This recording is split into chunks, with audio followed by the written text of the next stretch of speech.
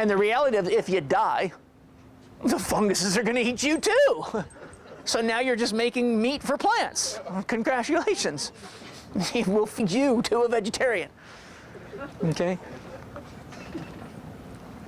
So these are critical factors here. Now, these mycorrhiza form what are called vascular arbuscular mycorrhiza.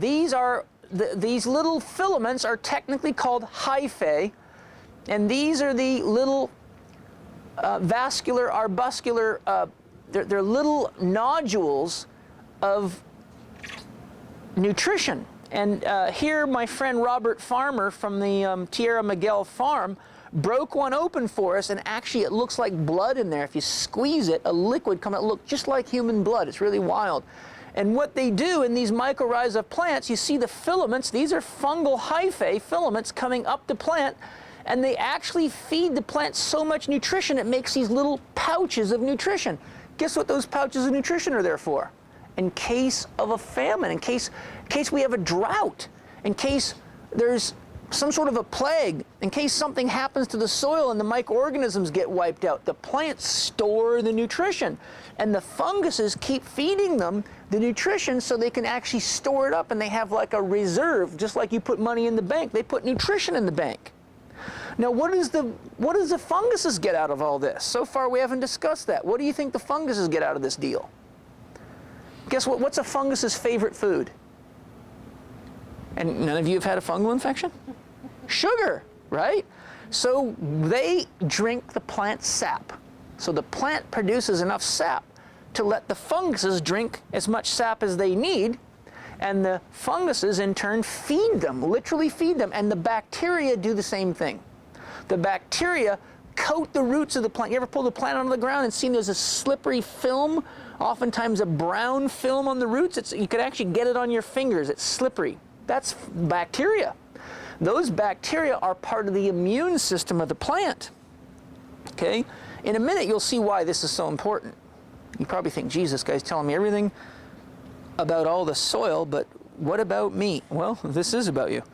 Okay? Now, research also shows that literally every enzyme, every hormone, and every vitamin in the human body can be found in the rhizosphere of most plants. Isn't that interesting? So if you go to a corn plant with sensitive enough testing instruments, you can find testosterone, estrogen, estradiol, estriol. You could probably find DHEA, cortisol. You can find literally every single hormone and every vitamin in the human body in the root space of plants.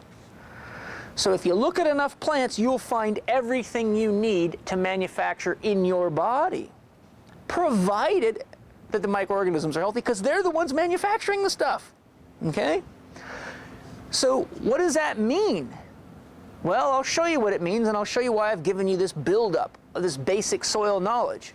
Hopefully by now you can see you can't really know much about nutrition if you don't understand the soil. Because what are you doing as a nutritionist?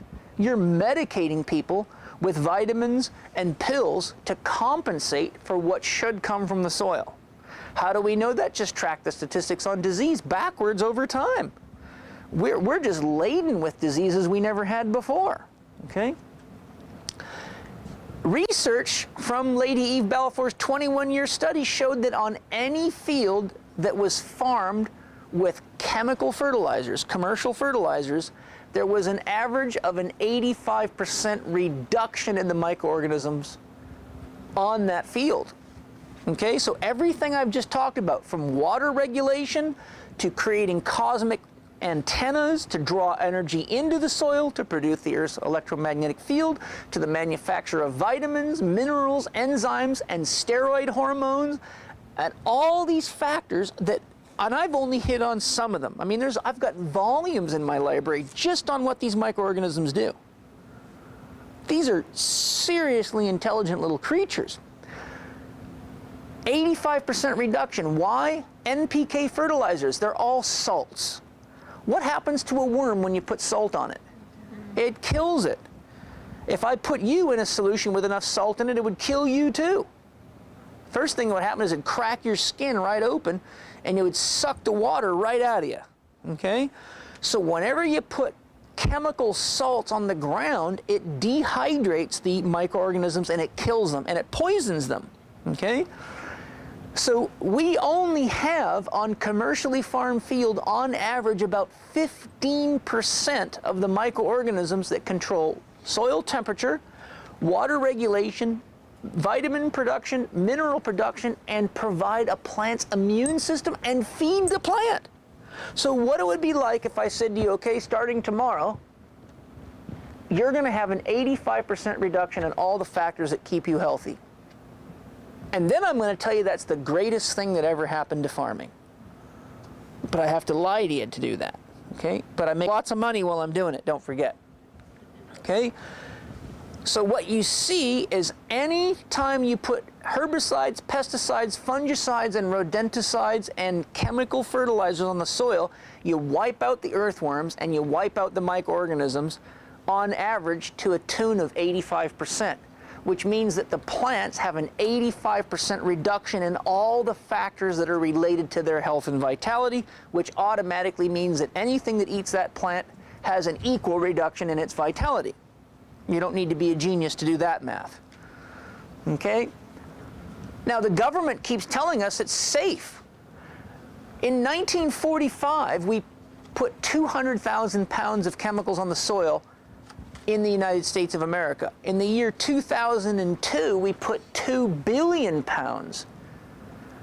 Now, the chemical manufacturers have infiltrated the agricultural schools the same way the drug manufacturers have infiltrated the medical schools.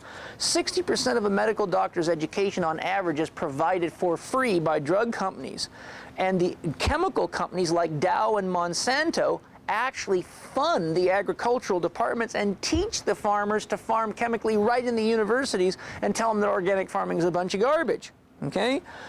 So what happens is now we have the government and even medical doctors telling us, oh, that the use of chemicals on the soils in such small doses, it's not going to harm you. Folks, I'll be as polite as I can. That's bullshit. Let's just get clear here. That's absolute bullshit. And I can go show you study after study. Here's one from New Zealand. I chose this study for my lecture because it's from New Zealand, a country with far more strict health and farming standards than the United States by far. Okay? Now, I'll tell you about another study in New Zealand in a minute. The scientists actually went to a New Zealand elementary school. They got in line with the school kids with the tray, went right down just like the rest of the kids, and then they walked out the door, got in their car, and drove to the laboratory and analyzed the food. What did they find? They found 19 pesticides in that food, and many of them had 10 times the safe limit for a week's consumption in one meal. Okay? This is in New Zealand. And when you look at what was in there and you look at the effects of this, many of these things are genetic disruptors. If you track this back and look at what the chemicals are actually doing to the human body, they disrupt the genetic functions in the body. So they disrupt hormonal production. They disrupt endocrine physiology. They disrupt the very key regulating systems. Where do you think these chemicals are coming from, by the way? Do you know where? Pesticides. So you've got herbicides, pesticides, rodenticides, and fungicides. Pesticides come in two primary classes: neurogenic, okay, and estrogenic. So there's two primary classes. Both of them are exactly the same chemicals used in biological warfare, by the way. I'm an ex-82nd Airborne Division paratrooper. I know all about biological warfare, and I've had many hours in a biological warfare suit. It ain't fun stuff.